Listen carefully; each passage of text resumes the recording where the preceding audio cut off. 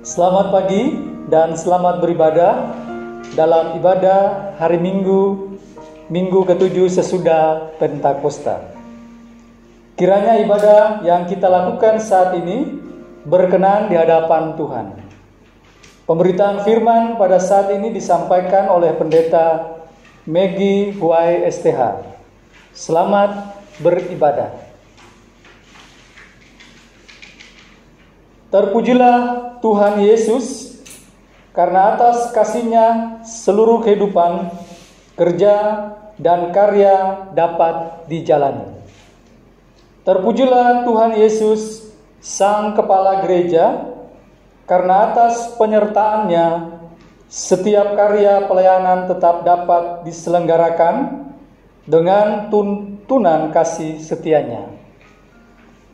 Melewati beragam cerita suka duka, baik dalam kehidupan pribadi maupun dalam kehidupan persekutuan kita boleh bersaksi bahwa sesungguhnya Tuhan selalu memberikan kekuatan-Nya bagi kita dan bagi gereja-Nya. Pagi ini melalui nyanyian, doa, dan perenungan firman-Nya, kita akan diajak berkaca dari pengalaman hidup jemaat Tuhan dalam catatan penulis 1 Petrus. Kiranya ibadah kita saat ini menjadi persembahan yang berbau harum di hadapan-Nya. Pengawali persekutuan, mari bersaat teduh.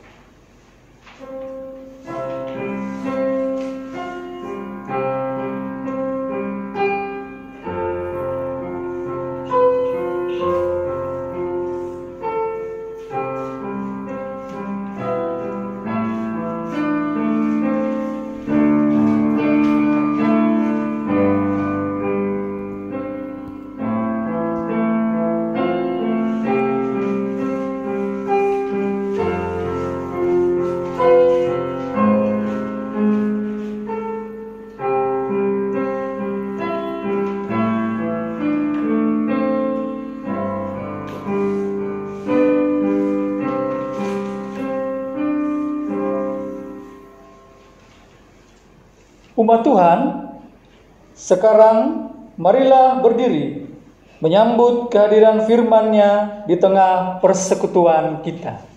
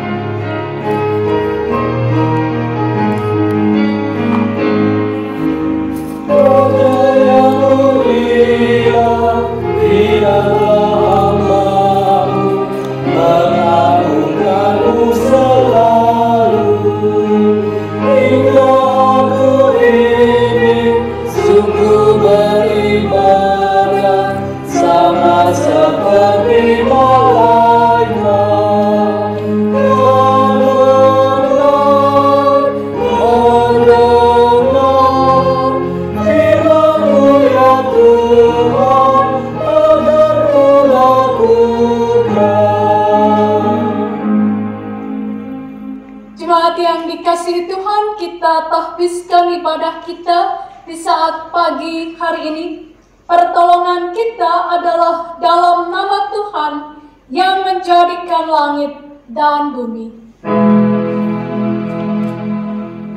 Amin.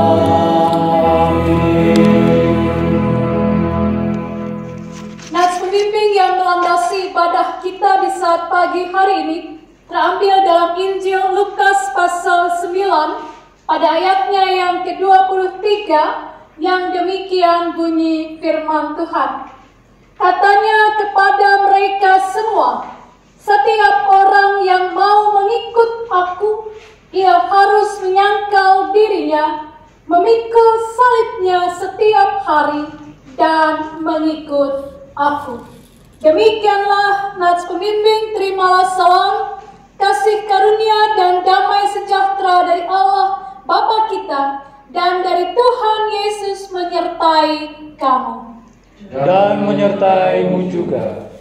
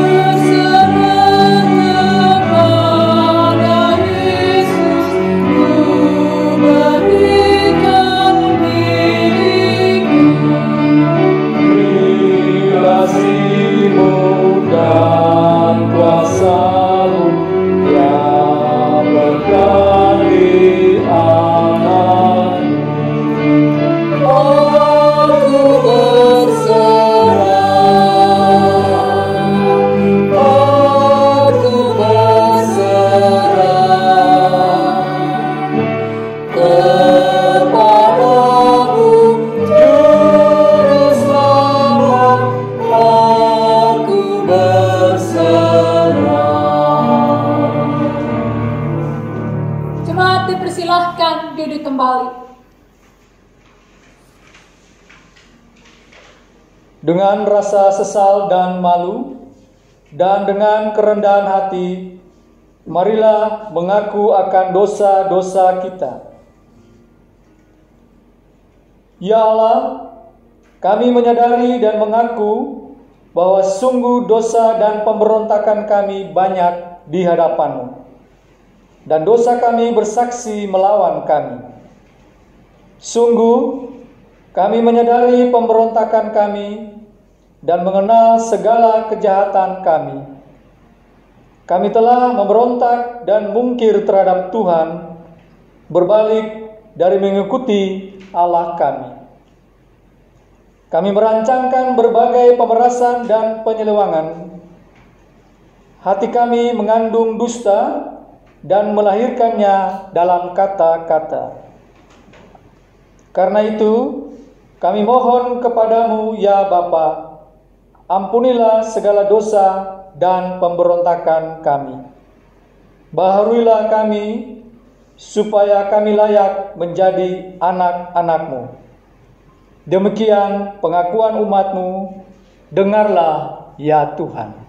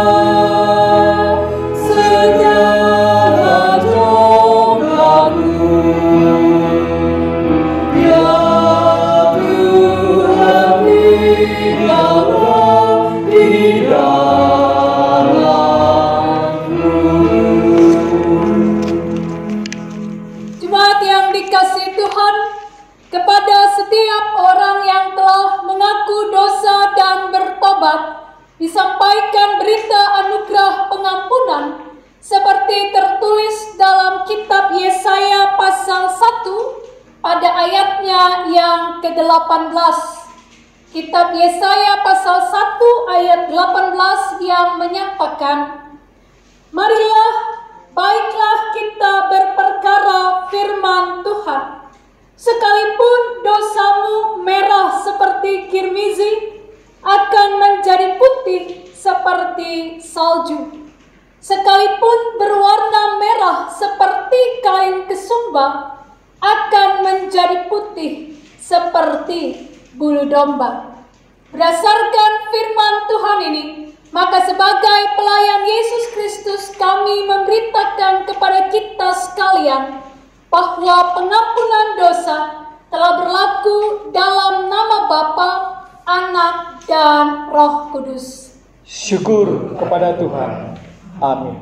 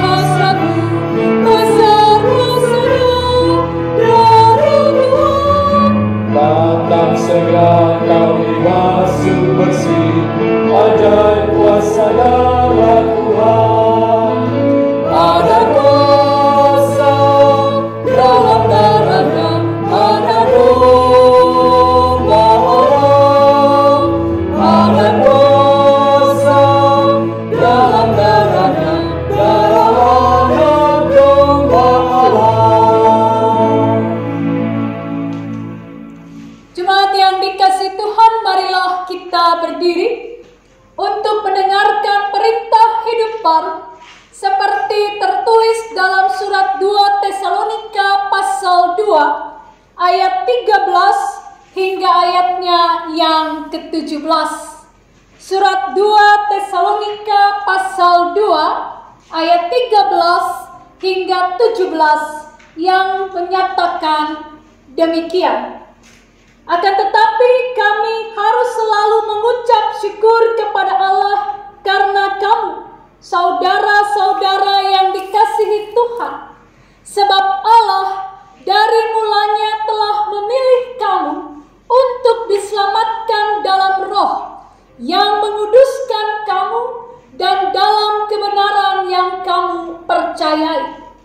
Untuk itulah Ia telah memanggil kamu oleh Injil yang kami beritakan, sehingga kamu boleh memperoleh kemuliaan Yesus Kristus Tuhan kita.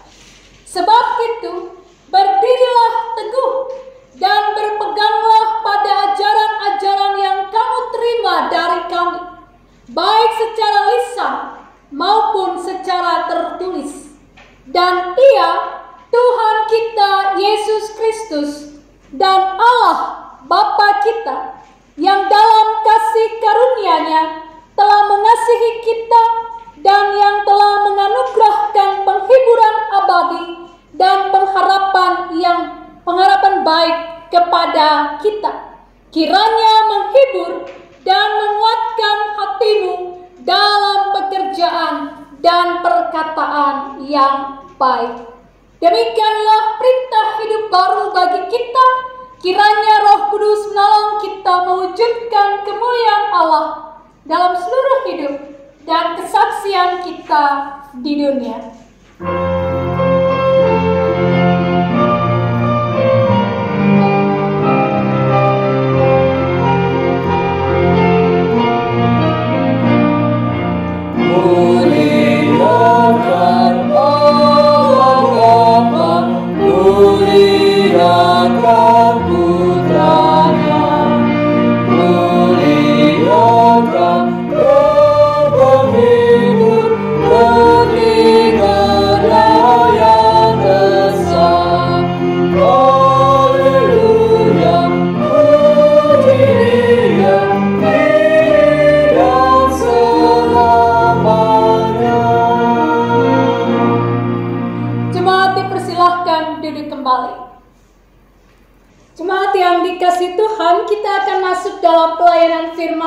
Tuhan, mari kita persiapkan Alkitab kita sesuai dengan sabda guna dharma terambil dari pertama Petrus pasal 1 ayat 1 hingga ayatnya yang ke-12. Surat pertama Petrus pasal 1 ayat 1 sampai 12 akan menjadi perikop pembacaan perenungan kita dalam ibadah pada saat pagi hari ini. Dan ketika kita telah mempersiapkan bagian pembacaan kita, mari Bapak Ibu Saudara yang dikasihi Tuhan, kita bersatu teduh sejenak sebelum kita masuk dalam doa memohon bimbingan kuasa Roh Kudus. Mari kita bersaat teduh.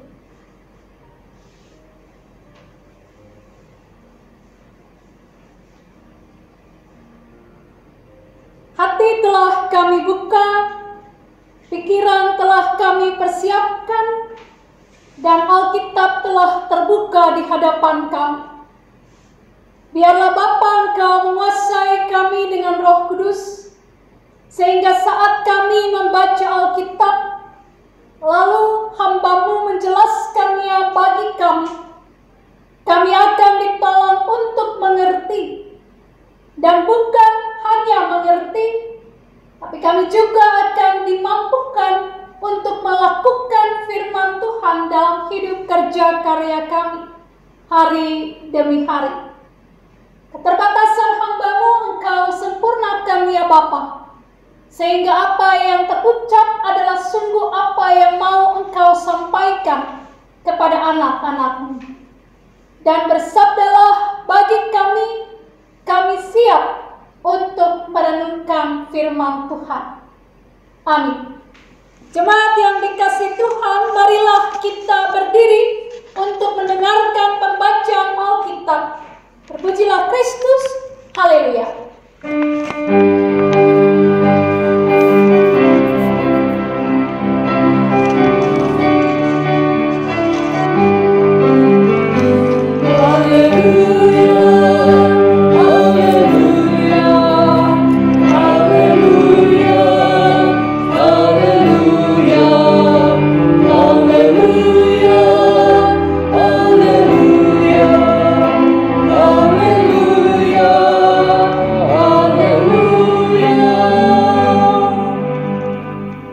Bacaan Alkitab hari ini dari surat 1 Petrus 1 ayat 1 sampai 12 yang menyatakan, dari Petrus, Rasul Yesus Kristus, kepada orang-orang pendatang yang tersebar di Pontus, Galatia, Kapadokia, Asia Kecil dan Bitinia, yaitu orang-orang yang dipilih sesuai dengan rencana Allah Bapa kita dan yang dikuduskan oleh Roh, supaya taat kepada Yesus Kristus dan menerima percikan darahnya. Kiranya kasih karunia dan damai sejahtera makin melimpah atas kamu.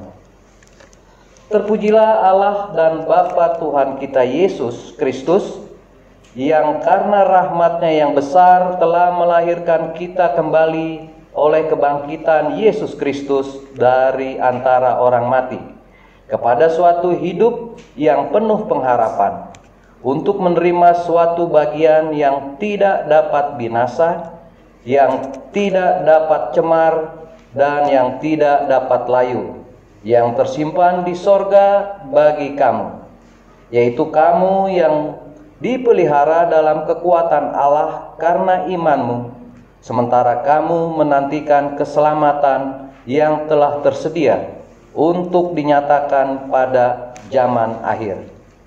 Bergembiralah akan hal itu, sekalipun sekarang ini kamu seketika harus berduka cita oleh berbagai-bagai pencobaan.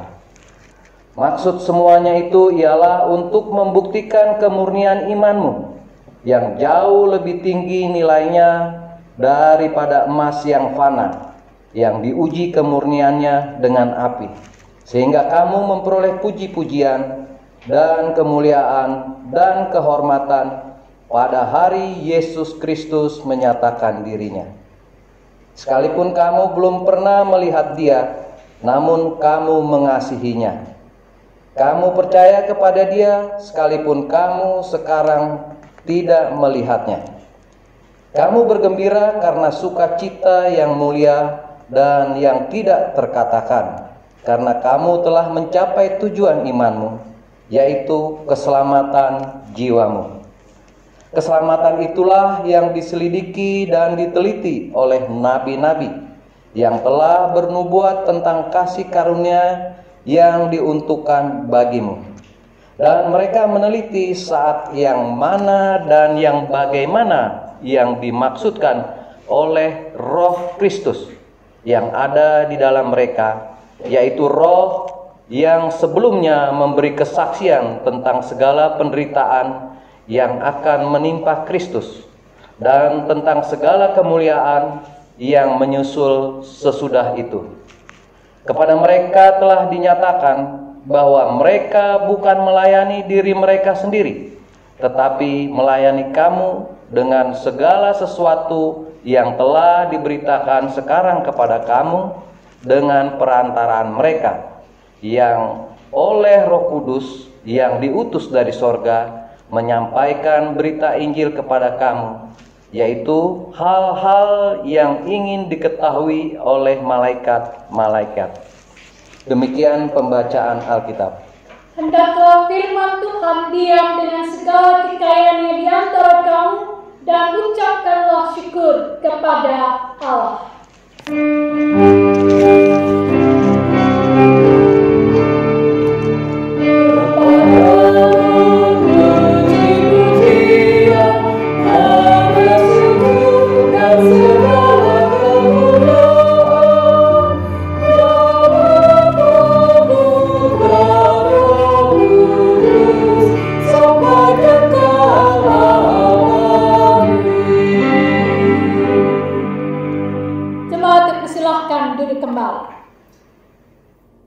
Ibu bapak saudara yang dikasihi Tuhan, Yesus Kristus dalam pemberitaannya tentang penderitaannya pernah mengatakan kepada para pengikutnya, salah satunya adalah apa yang kita baca tadi dalam nats pembimbing, yaitu dalam Injil Lukas pasal 9 pada ayatnya yang ke-23.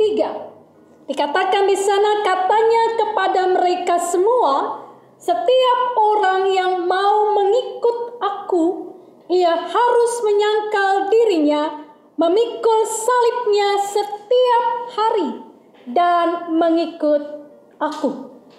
Pertanyaannya ibu bapak, mengapa di situ dikatakan dia harus menyangkal diri, memikul salib? Bukan hanya satu kali, bukan hanya satu hari, tapi dikatakan setiap hari, dan mengikut aku. Pertanyaannya adalah, bagaimana memikul salib setiap hari? Mari kita saksikan satu video dari Dong Heng yang berjudul Cross.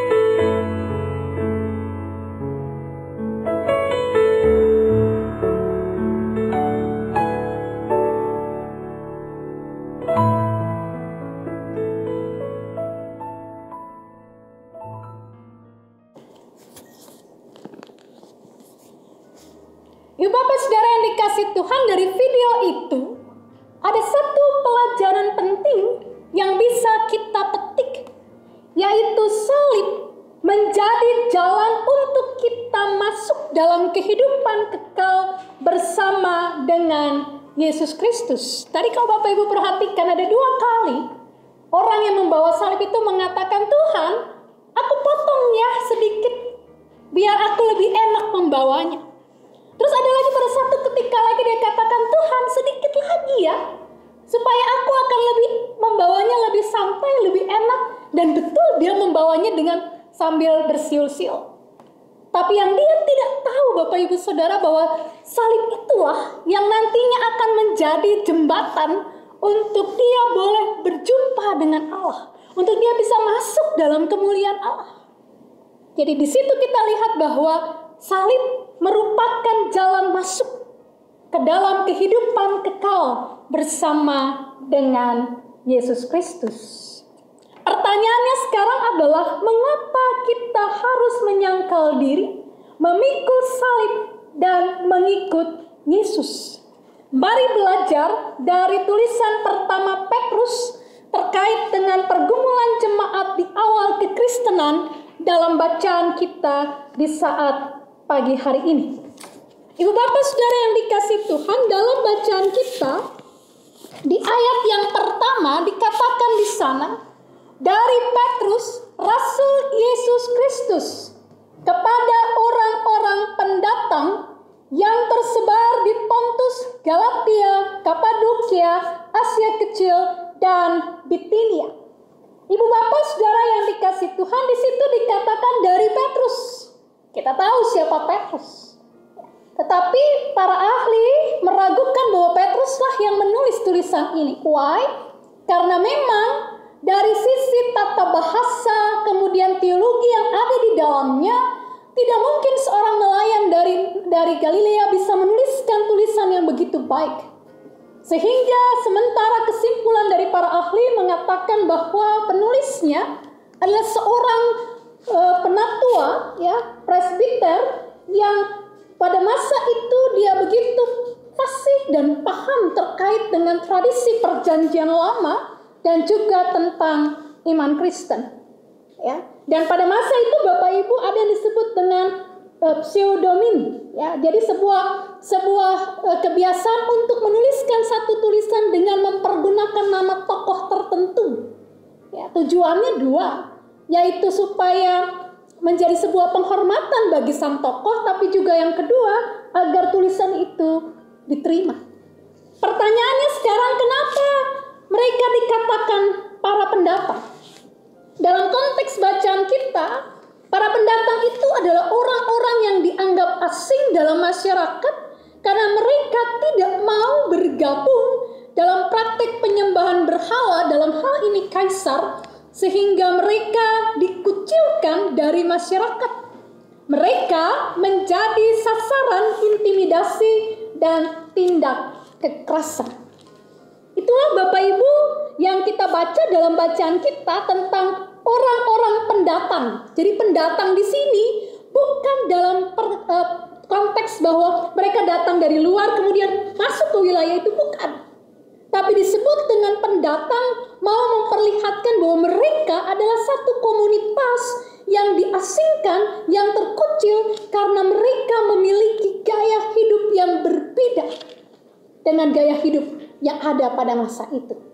Salah satunya adalah dalam praktek penyembahan berhala ataupun kaisar. Pertanyaannya sekarang adalah, siapa orang-orang yang disebut dengan pendatang ini? Jemaat ini, Ibu Bapak Saudara, mereka adalah orang-orang yang baru menjadi Kristen. Dan mereka berlatar belakang kafir dan sekaligus hidup di tengah lingkungan yang kafir. Mereka sebagian besar berasal dari golongan bawah. Banyak yang berasal dari budak sebagai seorang budak. Ada juga para perempuan yang suaminya kafir. Dan mereka menjadi sasaran penganiayaan dari masyarakat di sekitar mereka. Mereka difitnah, mereka dibawa ke pengadilan. Jadi memang mereka adalah orang-orang yang dianiaya karena identitas Kristen mereka. Dan akhirnya mereka hidup menyendiri dan mereka mengasingkan diri, mengisolasi diri dari hidup masyarakat. Kepada jemaat inilah penulis menuliskan tulisan ini untuk menguatkan iman mereka. Lalu apa yang ditulisnya? Mari perhatikan dalam ayat pembacaan kita pada ayat 2 dikatakan di sana, yaitu orang-orang yang dipilih sesuai dengan rencana Allah Bapa kita dan yang dikuduskan oleh Roh supaya taat kepada Yesus Kristus dan menerima percikan darahnya. Kiranya kasih karunia dan damai sejahtera makin melimpah atas kamu. Penulis membuka tulisannya dengan mengungkapkan siapa mereka. Ya, jadi walaupun mereka adalah komunitas yang menurut mereka orang-orang terasing, mereka diisolasi, mereka menjadi sasaran dari tindak kekerasan dan aniaya, tapi di mata Allah mereka adalah orang-orang yang menjadi bagian dari keluarga besar Allah. Mereka umat Allah. Ayat 2 dikatakan orang-orang yang dipilih Allah sesuai dengan rencana Allah dan yang dikuduskan oleh Roh, ya, atau oleh Roh Kudus. Jadi artinya mereka walaupun mereka adalah orang-orang dari kelompok bawah, golongan bawah, mereka bukan siapa-siapa, bahkan mereka sasaran dari intimidasi dan aniaya, tapi ternyata di mata Allah mereka adalah umat Allah. Sama seperti orang Yahudi, orang-orang Israel yang dipilih Allah, yang dikhususkan Allah dan diutus oleh Allah, demikian pula dengan mereka. Lalu apa tugas mereka? Dalam ayat yang kedua itu juga dikatakan supaya taat kepada Yesus Kristus dan menerima percikan darahnya. Jadi mereka dikuduskan, mereka dipilih, dikuduskan menjadi bagian dari umat Allah. Tujuannya adalah apa? Untuk mereka taat kepada Yesus Kristus. Artinya konsekuensi menjadi pengikut Kristus dengan harus memikul salib memang adalah bagian yang tidak terpisahkan dari kehadiran mereka sebagai umat Allah. Itu hal yang pertama. Selanjutnya ibu bapak saudara yang dikasihi Tuhan, mari perhatikan pada ayat yang ketiga dari perikop pembacaan kita. Terpujilah Allah dan Bapa Tuhan kita Yesus Kristus yang karena rahmat-Nya yang besar telah melahirkan kita kembali oleh kebangkitan Yesus Kristus dari antara orang mati kepada suatu hidup yang penuh pengharapan untuk menerima suatu bagian yang tidak dapat binasa, yang tidak dapat cemar, dan yang tidak dapat layu, yang tersimpan di sorga bagi kamu. Ayat 4 itu, Bapak Ibu Saudara yang dikasihi 3 dan 4, mau mengatakan bahwa mereka ibaratnya adalah seperti bayi, ya, anak bayi yang dikatakan dilahirkan oleh kebangkitan Yesus Kristus. Maksudnya apa? Bahwa mereka menjadi umat Allah itu adalah karena karya Yesus Kristus. Dan walaupun dalam konteks jemaat mereka seperti bayi, ya, masih kecil, masih terlalu muda, dan mereka belum memiliki pengalaman apapun, tapi dalam Kristus mereka punya pengharapan, yaitu kehidupan yang kekal. Itu yang menjadi sesuatu yang seharusnya menguatkan mereka, bahwa walaupun mereka ditindas, dianiaya, walaupun secara kekristenan mereka baru menjadi orang-orang yang percaya pada Yesus Kristus, tapi mereka punya pengharapan akan kehidupan yang kekal. Why? Karena mereka percaya mereka diselamatkan melalui karya Yesus Kristus. So, teks. Bagaimana kemudian mereka menghadapi akan pantangan penderitaan yang ada di depan mereka itu. Apakah mereka sendiri? Mari perhatikan Bapak Ibu di ayat yang kelima. Yaitu kamu, ya, saya baca pelan-pelan. Yaitu kamu yang dipelihara dalam kekuatan Allah karena imanmu. Ya. Kamu yang dipelihara dalam kekuatan Allah. Luar biasa. Mereka boleh menderita, mereka boleh dianiaya, tapi ketika mereka hadapi itu, mereka bersama dengan Allah. Mereka punya kekuatan Allah. Catat itu. Mereka tidak sendiri. Mereka boleh menderita, tapi mereka tidak sendiri. Karena mereka mengalami atau mendapatkan kekuatan yang dari Allah. Dan itu luar biasa Bapak Ibu. Karena itu, karena Allah bersama dengan mereka, karena Allah menguatkan mereka, apa yang harus menjadi sikap hidup mereka? Perhatikan pada ayat yang ke-6.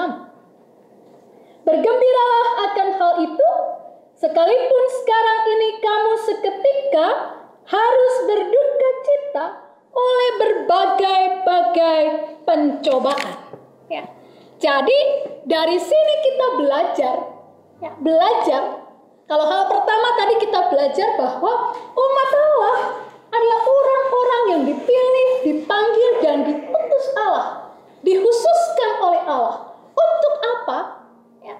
Untuk taat kepada Yesus Kristus. Itu satu.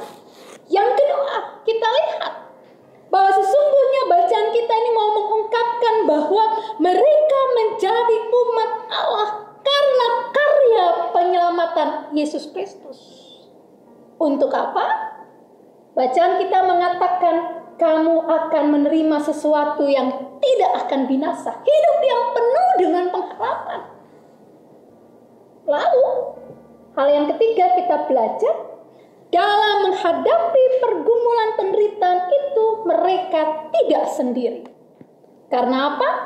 Mereka punya kekuatan Allah. Sehingga sikap yang harus mereka tunjukkan adalah bergembiralah, bersukacitalah. Nah, hebat kan?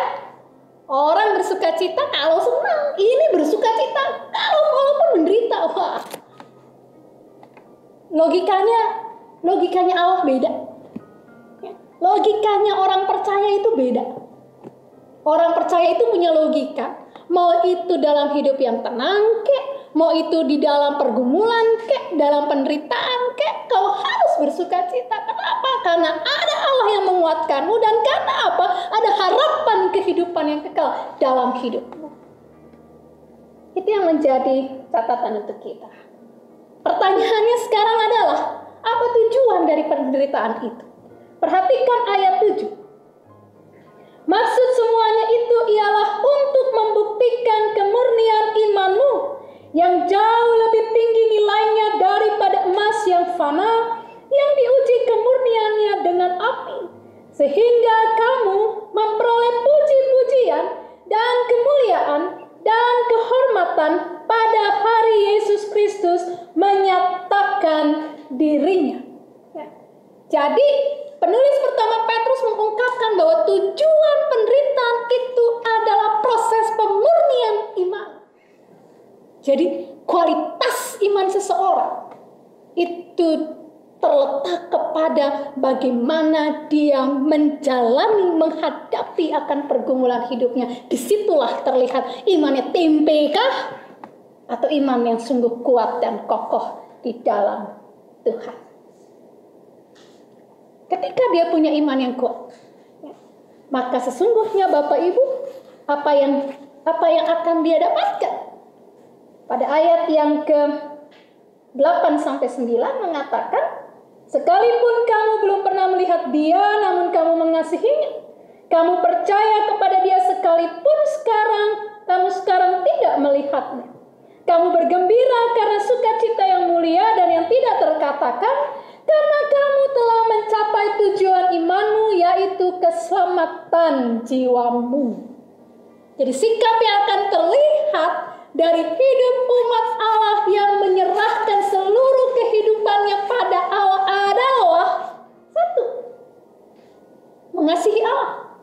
Mengasihi Allah yang diwujudkan dengan apa? Mempercayai Dia sepenuhnya. Lalu apa? Bergembira, bersukacita walaupun menderita. Karena apa? Karena mereka akan memperoleh keselamatan kekal seperti yang sudah disampaikan, dinubuatkan oleh para nabi. Yang bisa Bapak Ibu lihat ayat 10 sampai 12. Nah, Ibu Bapak Saudara yang dikasih Tuhan, belajar dari perenungan ini, maka kalau tadi pertanyaan awal kita adalah mengapa harus menyangkal diri, mengapa harus memikul salib, dan mengapa harus mengikuti Yesus. Ya, maka di sini kita bisa mendapatkan bahwa kenapa harus menyangkal diri? Karena memang tidak mudah untuk menjalani kehidupan beriman kalau kita tidak sungguh-sungguh mau melepaskan semua pikiran kita, melepaskan semua hasrat kita untuk mengikuti Dia. Tidak akan mudah. Jemaat yang dituju oleh penulis pertama Petrus, mereka diingatkan mereka adalah umat Allah yang dipilih dan dikuduskan Allah untuk taat. Sama dengan kita. Mengapa kita harus menyangkal diri? Agar kita betul-betul menempatkan diri kita sebagai anak-anak Allah. Lalu, mengapa pemikul salib?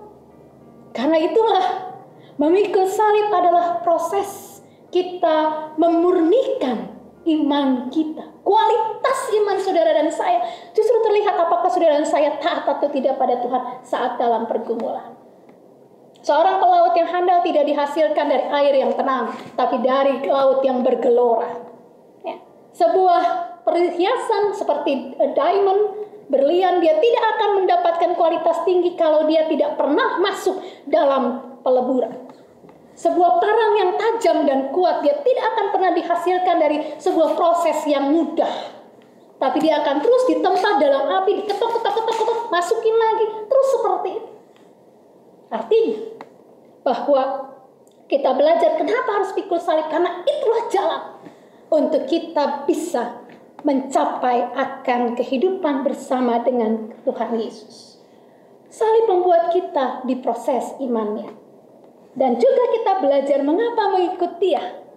Karena ketika kita mengikut Dia, maka kita akan mendapatkan kekuatan dari Allah dalam menghadapi pergumulan hidup ini. Kedua, Bapak Ibu Saudara yang dikasih Tuhan, perenungan firman Tuhan kita mengajarkan kepada kita bahwa sesungguhnya sikap kita dalam menghadapi situasi yang berat, tetaplah bersukacita, bersyukur kepada Tuhan. Itu sikap orang percaya. Itu sikap iman orang percaya. Dan ketiga, Bapak Ibu Saudara yang dikasih Tuhan, perenungan firman Tuhan kita mengajarkan kepada kita buah dari semua gumul juang kita, buah dari semua ketaatan dan kesetiaan kita dalam setiap situasi hidup adalah mahkota kehidupan yang telah Dia persiapkan sebelumnya bagi kita. Karena apa? Seperti yang Kristus katakan, bukan mereka yang berseru Tuhan, Tuhan yang masuk kerajaan sorga, tapi mereka yang melakukan kehendak Bapakku yang di sorga. Mari Bapak Ibu Saudara yang dikasih Tuhan, masukilah hidup gumul juangmu seminggu ke depan dalam kekuatan Allah, dan mari menjadi muridnya yang sejati, yang siap menyangkal diri, memikul salib, dan mengikut Dia. Karena disitulah terlihat kualitas kita sebagai orang-orang yang mengaku murid-murid Tuhan Yesus. Amin.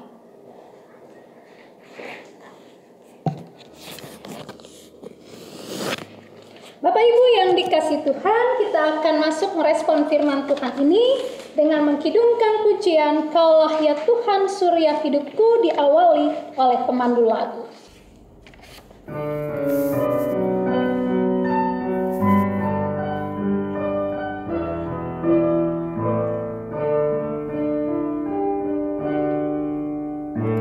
Kaulah ya Tuhan surya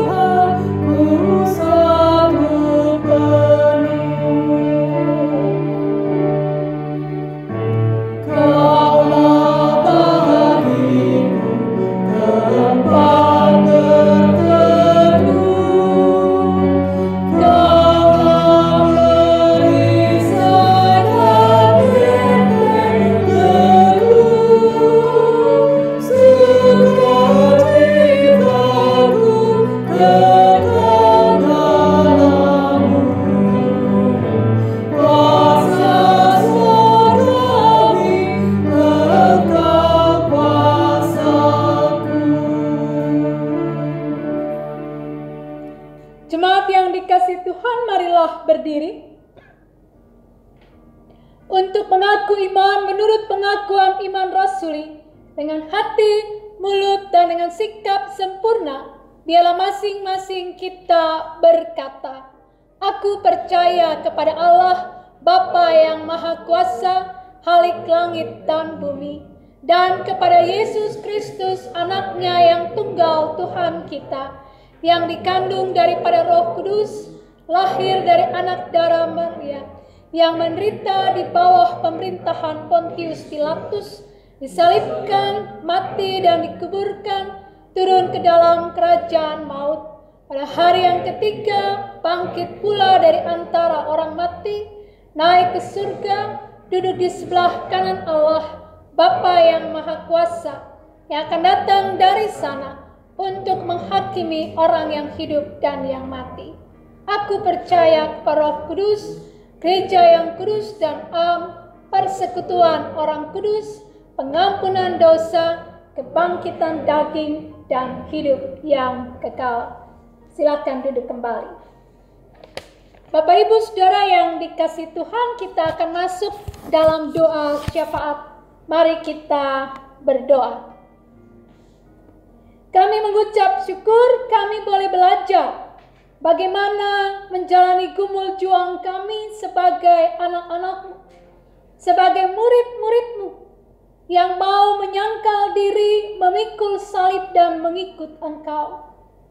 Harus kami akui Tuhan bahwa dalam hidup kami kerap kali hanya mau agar hidup kami berjalan sesuai dengan pikiran kami.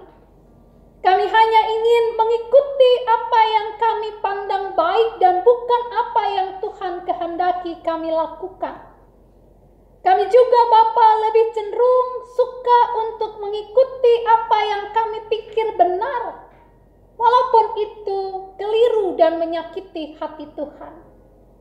Oleh karena itu Bapa, belajar dari perenungan ini, jadikan kami anak-anak-Mu yang bukan hanya mendengar, merenungkan, ataupun memperkatakan firman-Mu.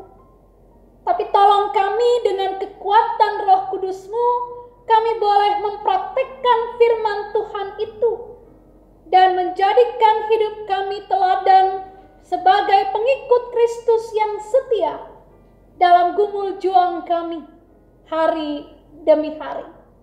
Tolong kami Tuhan untuk memikul salib hari demi hari dalam ketaatan dan kesetiaan pada Tuhan.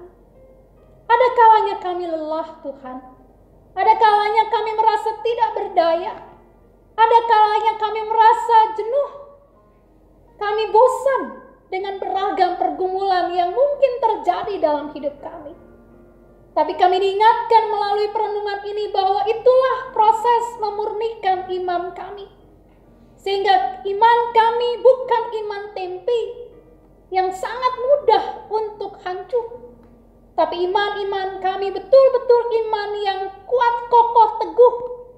Karena kami punya Tuhan yang menguatkan kami. Kami belajar juga untuk bagaimana kami bersyukur, bersukacita walau dalam pergumulan. Beragam bentuk dalam hidup kami. Dan beri kami hati yang mampu bersyukur di tengah-tengah beragam situasi hidup yang membuat kami lelah dan tidak berdaya.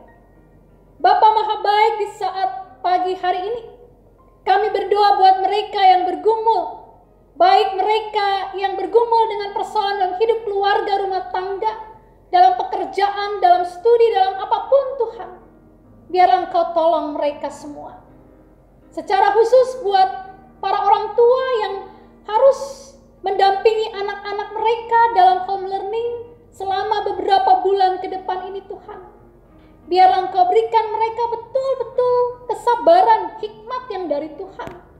Karena itulah salah satu bentuk salib yang harus dipikul para orang tua sebagai orang-orang yang Tuhan percayakan akan generasi muda yang adalah dari Tuhan sendiri. Bapa Maha Baik, kami juga berdoa untuk mereka yang bergumul dalam sakit, untuk Bapak Fredrik Sahertian, Bapak ER Simbolon, Bapak Benyamin Suma, Ibu Yuliana Pitupulu, Bapak PW Simanjuntak, Ibu Maynard Naibaho, Ibu Endang Tupan, Ibu Wilmin Cekupa, Ibu Elizabeth Palandeng, Ibu Popon Simanjuntak, dan Bapak Victor Tumanseri. Kasih Tuhan dinyatakan dalam hidup mereka. Biarlah mereka boleh mengalami kesembuhan, kepulihan dari-Mu, dan biarlah Tuhan mereka lihat bagaimana karya Tuhan bekerja bagi hidup mereka di tengah gumul sakit mereka, dan iman percaya mereka tetap dikuatkan. Anggota keluarga mereka Tuhan hiburkan, Tuhan kuatkan dalam menghadapi pergumulan ini. Kami juga berdoa untuk keluarga jemaat-Mu, keluarga Renold Tambunan, keluarga B. Simanjuntak, keluarga B. Patinasrani, dan keluarga Yoel di Malo. Tuhan, Kau hadir di tengah-tengah hidup keluarga-keluarga kekasih kami ini. Dan biarlah Bapa di tengah-tengah gumul juang mereka dalam hidup keluarga rumah tangga, dalam pekerjaan, dalam apapun yang mereka jalani, penyertaan Tuhan tidak akan pernah berkesudahan. Kami berdoa untuk gumul juang jemaat ini Bapa, berproses dengan penandatanganan 90 warga jemaat dan 60 warga sekitar. Kami masih terbentur dengan kendala pandemi COVID-19 ini Tuhan. Tapi biarlah Engkau tolong kami dalam proses ini sehingga kami boleh memperoleh tanda tangan yang kami butuhkan. Dan Kau akan tolong kami dalam proses pengurusan izin prinsip. Tolong kami Tuhan secara khusus dalam dana-dana yang kami butuhkan.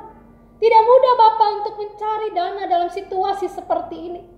Tapi kami percaya Engkau yang adalah sumber berkat, Engkau dapat membuka semua tingkap langit berkat-Mu.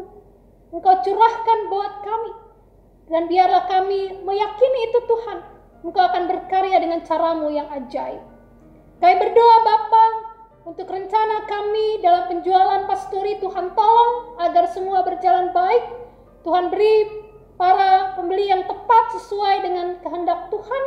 Dan kami juga boleh mendapatkan apa yang kami perlukan, butuhkan di dalam perjalanan pergumulan kami ini Tuhan. Terima kasih Tuhan Maha Baik. Kami berdoa untuk pergumulan bangsa negara kami. Terima kasih untuk pergumulan yang Tuhan izinkan terkait pandemi COVID-19 ini. Ada banyak hal yang Tuhan ajar buat kami. Biarlah Bapa Engkau tolong kami menjalani setiap tahapan dengan tetap berharap bersandar pada Tuhan. Dan biarlah Bapa, karya layan kami, keberadaan kami di tengah masyarakat, di tengah pekerjaan apapun yang kami lakukan, kami boleh menjadi saksi-saksi Tuhan yang taat dan setia. Terima kasih Tuhan Maha Baik. Kami mau berdoa untuk seluruh karya hidup kami, gumul juang kami seminggu ke depan. Kami pertaruhkan dalam tangan kasih Tuhan.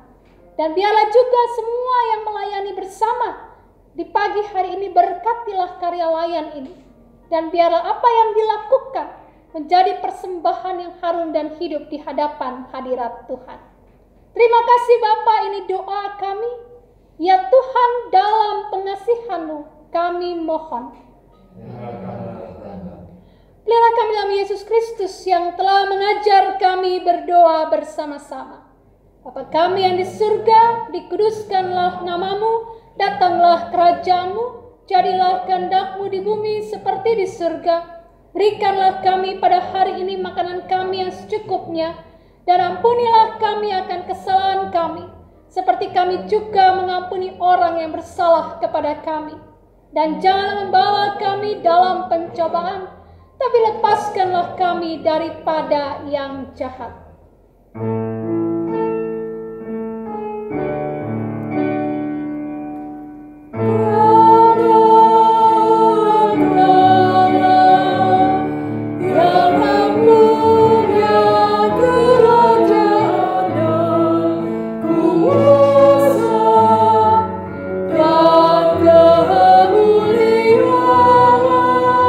Sampai selama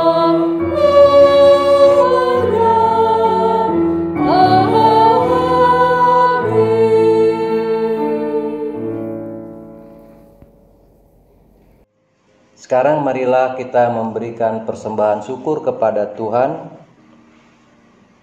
Dengarlah nats Alkitab dari Malaiki 3 ayat 10 yang menyatakan, "Bawalah seluruh persembahan persepuluhan itu ke dalam rumah perbendaharaan, supaya ada persediaan makanan di rumahku, dan ujilah aku, firman Tuhan semesta alam. Apakah aku tidak membukakan bagimu tingkap-tingkap langit dan mencurahkan berkat kepadamu sampai berkelimpahan?" Tuhan memberkati saudara dan persembahan saudara.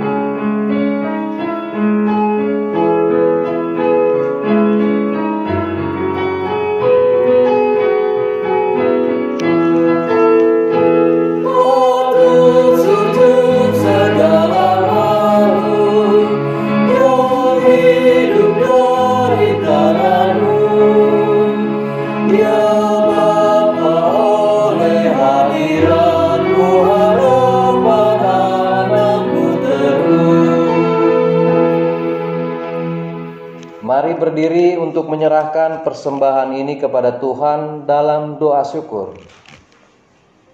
Ya Tuhan Yesus, Engkaulah segala-galanya dan sumber hidup kami. Apa yang kami berikan ini adalah dari tangan-Mu jua. Dan karena itu kami persembahkan seluruhnya untuk kemuliaan-Mu. Yesus, Anak Domba Allah, Engkau layak menerima segala kuasa dan kekayaan, hikmat dan kekuatan, hormat, kemuliaan, dan puji-pujian. Amin. Silakan dulu.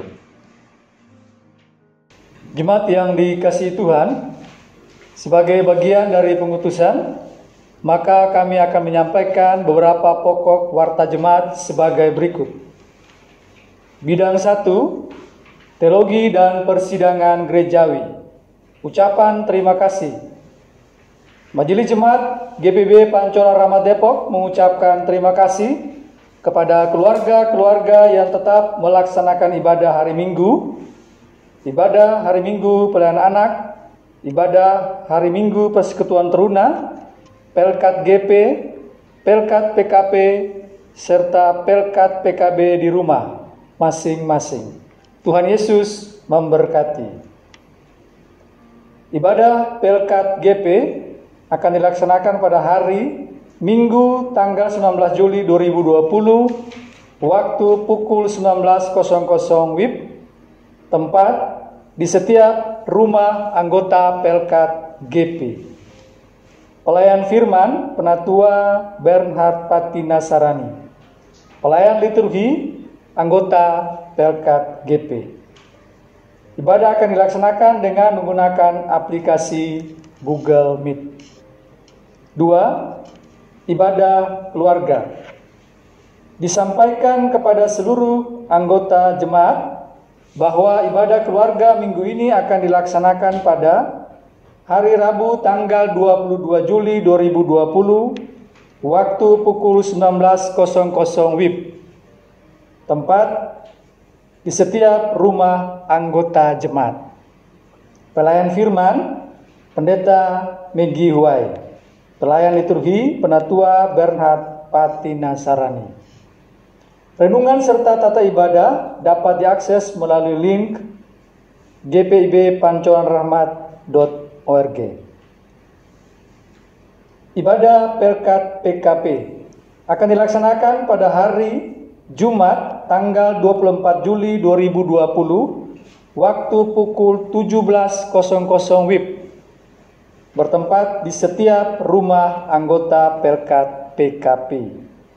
Pelayan firman Pendeta Megi Huai, pelayan liturgi Ibu Elis Kornander.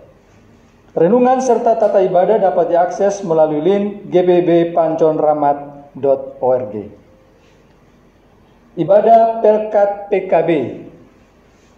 Ibadah Pelkat PKB akan dilaksanakan pada hari Sabtu 25 Juli 2020 waktu pukul 19.00 WIB bertempat di setiap rumah anggota Pelkat PKB.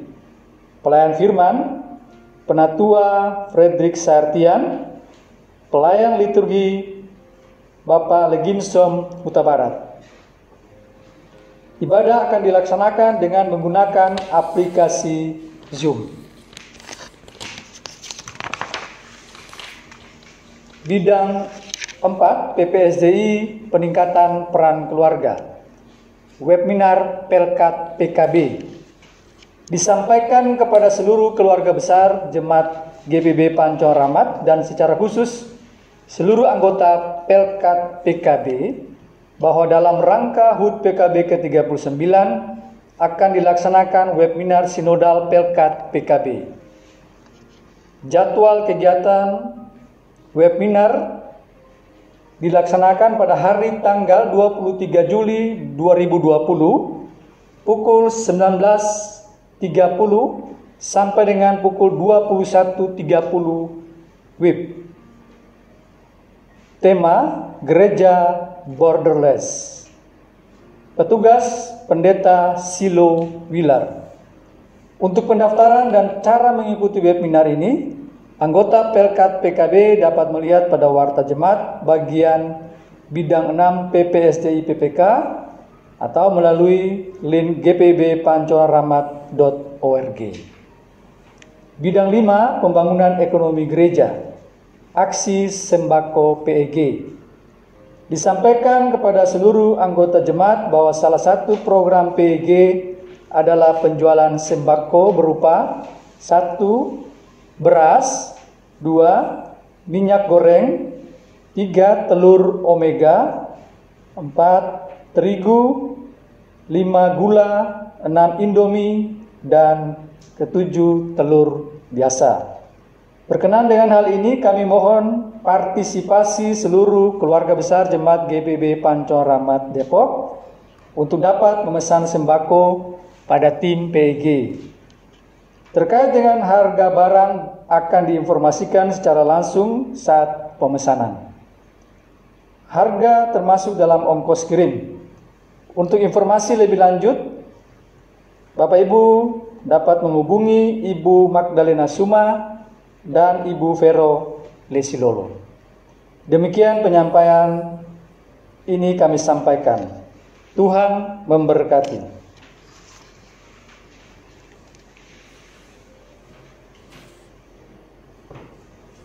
Ibu Bapak Saudara yang dikasihi Tuhan, mari kita berdiri.